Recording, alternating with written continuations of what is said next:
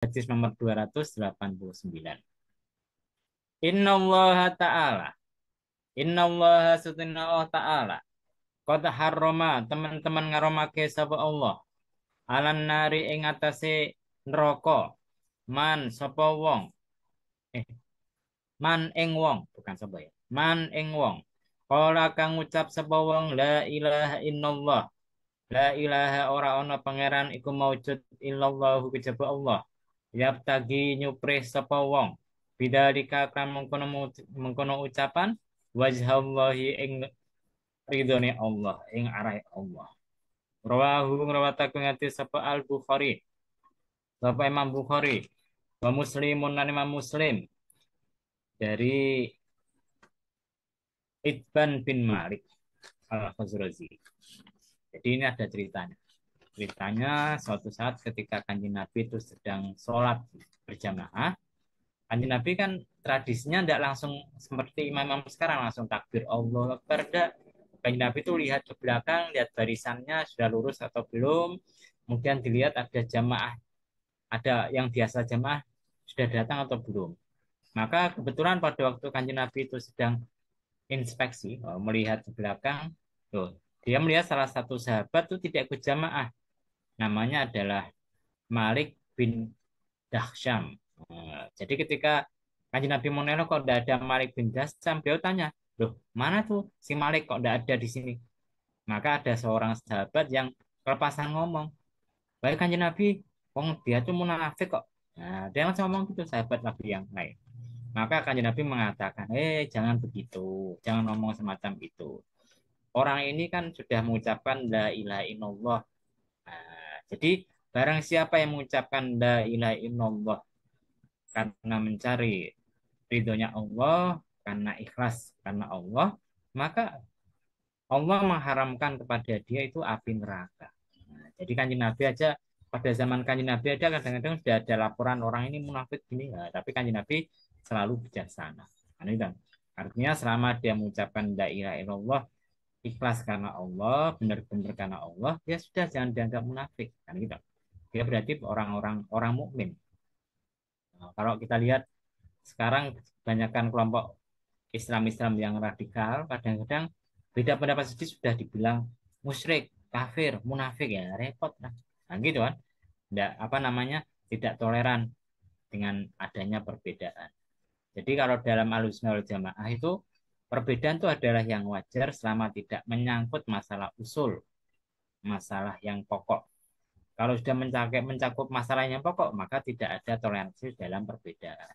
Contohnya yang usul itu gimana? Ya, sholat lima waktu wajib. Itu usul, pokok. Kalau ada orang mengatakan sholat cuma tiga, sholat waktu telu di daerah mana itu di Indonesia itu ada, nah itu tidak boleh. Ini tidak boleh dijadikan perbedaan. Keliru dia, harus dibetulkan.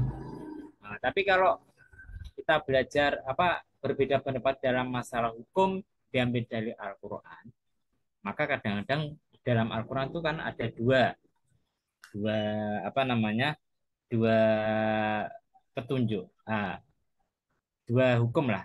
Al-Quran yang kita ambil itu petunjuknya jelas atau tidak. Kalau petunjuknya jelas, maka tidak boleh dipertentangkan. Contohnya, la ilaha illallah, tidak ada Tuhan selain Allah. Itu jelas tidak boleh. La taqrabu zina, jangan mendekati zina. Itu jelas tidak boleh. Nah, itu tidak boleh dipertentangkan. Tapi kadang-kadang ada hukum dalam Al-Quran yang tidak jelas petunjuknya. Contohnya apa? Nah, contohnya misalkan apa namanya dalam masalah bentar Mas ya. Ini ada yang mengganggu.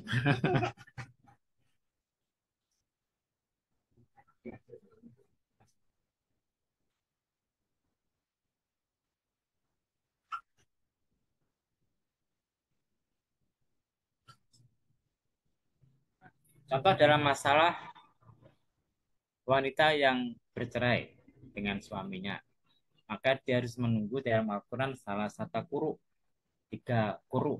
Nah, Quran itu dalam bahasa Arab itu bisa berarti haid, bisa berarti suci. Nah, maka ada sebagian ulama yang menganggap waktu iddahnya wanita yang sedang dicerai suaminya itu 3 kali suci, ini madzhab Syafi'i. Nah, kalau mazhab lain mengatakan 3 kali head, karena memang ada dasarnya. Maka ini tidak boleh kemudian, oh kamu tidak cocok.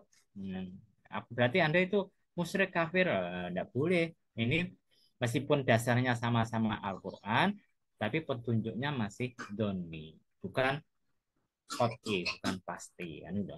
Contoh lagi misalkan, aula mastumun nisa. Salah satu perkara yang membatalkan wudhu itu aula mastumun nisa. Lamastum itu ada yang mengartikan menyentuh semacam yang Syafi'i, ada yang mengartikan jima. Jadi selama Anda menyentuh wanita tidak jima, ya tidak batal. Nah, perbedaan semacam ini tidak boleh dijadikan dasar untuk saling mengafirkan.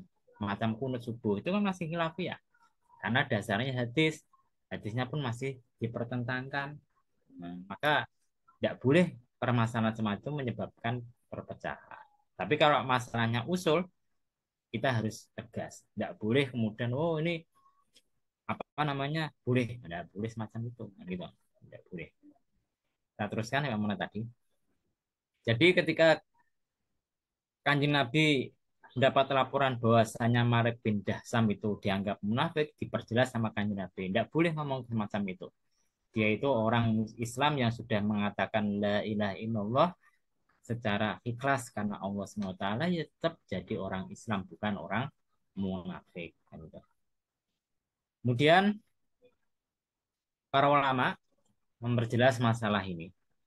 Apakah dia itu harus terus mengucapkan la ilaha illallah terus atau tidak? Maka sebagian ulama mengatakan cukup seumur hidup 1 kali.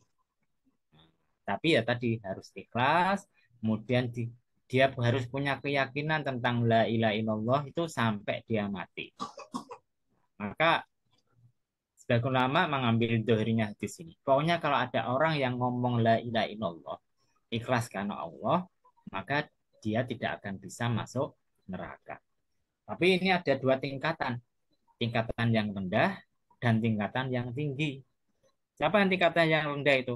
Tingkatan yang rendah itu ketika sudah mengucapkan la ilaha illallah, dia mengikuti perintah Allah, kemudian menjalankan menjauhi larangannya, kemudian ketika dia di dunia ini menjaga anggota tubuhnya dari berbuat maksiat. Meskipun kadang-kadang masih apa namanya mengeluh. Contohnya dia itu sakit mengeluh, kemudian miskin mengeluh, tapi dia tetap yakin la ilaha illallah dan menjaga dirinya dari maksiat, menjaga dirinya dari melanggar perintah agama, menjalankan ibadah-ibadah sesuai diperintahkan. Oh, meskipun kadang sambat, meskipun kadang mengeluh tadi. Nah, ini yang paling rendah.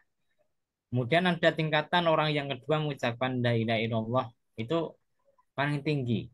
Siapa itu? Ya dia itu sama tadi. Dia itu sakit, sehat, kaya, miskin, kemudian beribadah, menjauhi larangannya, tapi hatinya selalu rela kepada Allah. Jadi meskipun sakit, ya ridho akan sakitnya. Ketika dia miskin, ridho dengan miskinnya. Pokoknya pasrah kepada Allah SWT. Nah, ini tingkatan yang paling tinggi. Nah, gitu. Dan kedua kedua orang ini ikut para ulama yang ambil dari hadisnya, dijamin masuk surga. Tidak usah khawatir. Nah, tidak usah khawatir. Kata mereka semacam itu. Tapi syaratnya meyakini ucapan la ilaha illallah itu sampai dia meninggal dunia. Karena ada hadis yang mengatakan barang siapa ucapan terakhir hidupnya adalah la ilaha illallah, dakhulal jannah, maka dia masuk surga.